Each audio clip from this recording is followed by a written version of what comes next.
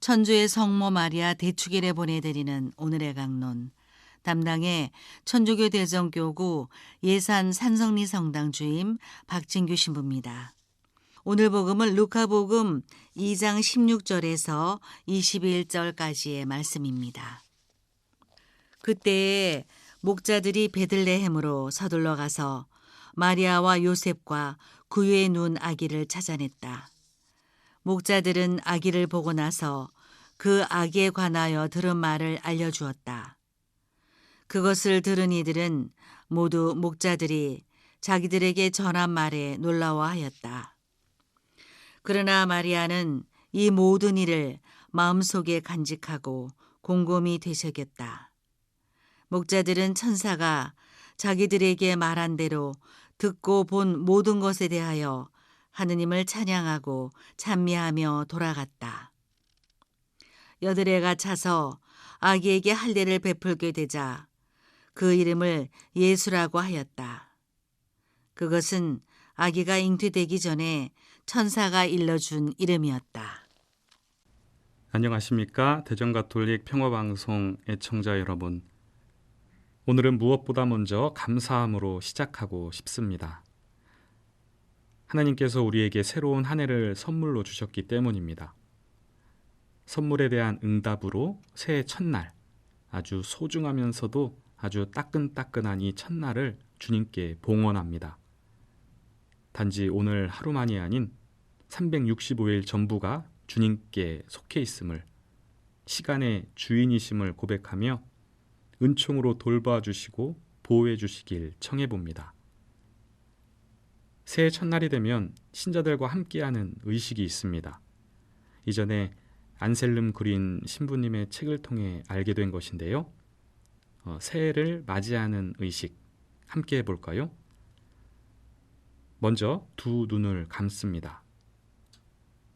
주님께서 그대에게 복을 내리시고 그대를 지켜주시리라. 주님께서 그대에게 당신 얼굴을 비추시고 그대에게 은혜를 베푸시리라. 양팔을 최대한 벌려서 하느님께서 주시는 축복을 가득 받으십시오. 다음으로 손바닥을 앞으로 향하게 한 다음 새해에 만나게 될 모든 사람에게 여러분의 두 손으로 하느님의 축복을 빌어주십시오. 하느님의 축복이 여러분의 손을 통해 모든 사람에게 풍성하게 내린다고 믿으십시오.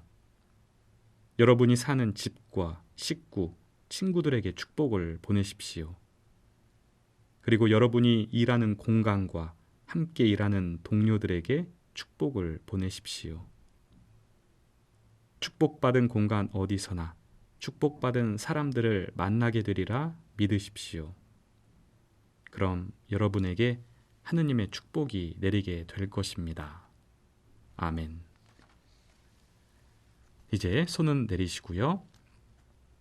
창세기에 보면 하느님께서 너에게 축복하는 이들에게는 내가 복을 내리겠다고 분명히 말씀하십니다.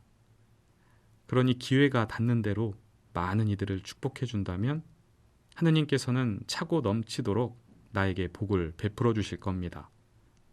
복은 나만 받고 누리는 것이 아니라 함께 나누는 것이고 함께 받는 것이 복입니다. 그래서 아낌없이 나눌 때 베푼 사람이나 받는 사람 모두가 풍요로워지는 것도 바로 이 때문입니다. 그럼 우리가 서로에게 빌어주고 또 하느님께서 내려주신 복이란 과연 무엇인가? 오늘 복음은 이를 알려주기 위해 베들레헴의 어느 고요한 마국간으로 우리를 초대합니다. 그곳에서 우리는 어떤 장면을 마주하게 됩니까? 마리아와 요셉과 구유의 아기가 누워있고 그리고 그들 주위에는 천사를 통해 듣게 된 소식, 그 기쁜 소식을 전하는 목자들이 보입니다. 그런데 눈에 띄는 것이 목자들이 전한 말에 모두가 놀라워하고 있는데 마리아의 반응은 그렇지가 않습니다. 뭔가 대단히 진지해 보입니다. 마리아는 목자들을 통해 다윗 고을에서 구원자가 태어나셨고 그분은 주 그리스도이시라고 전해 들었을 겁니다. 그러면서 이전에 천사가 자기에게 전한 말이 떠올랐을 겁니다. 성령께서 너에게 내려와 지극히 높으신 분의 힘이 너를 덮을 것이고 너에게 태어날 아기는 거룩하신 분, 하느님의 아드님이라고 불릴 것이다. 자신에게서 태어난 아기가 어떤 인물이 될지는 알고 있었지만 마리아는 아직 많은 것을 이해할 수 없었습니다. 음식을 놓는 그 구유에 누워있는 아기가, 그것도 빵의 집이라는 이름을 지닌 베들레헴에서 태어난 이 아기가 훗날 죽음과 부활이라는 파스카 사건을 통해 모든 이를 위해 자신을 내어주는 음식이 되리라는 것은 알 수가 없었습니다. 이런 상황에서 마리아가 취한 행동은 무엇이었습니까? 그녀는 이해할 수 없는 그 모든 일을 마음속에 간직했습니다. 그리고 단지 간직만 한 것이 아니라 그와 함께 곰곰이 생각을 하였습니다. 천사가 자신에게 그리고 목자들을 통해 전해준 하느님 말씀을 되새기고 또 되새겼습니다. 그리고 무엇보다 사람이 되어오신 말씀을 항상 가슴에 품고 무엇이 하느님의 뜻인지를 생각하고 또 생각했습니다. 이런 마리아를 두고 엘리사벳이 성령으로 가득 차 했던 말이 있죠.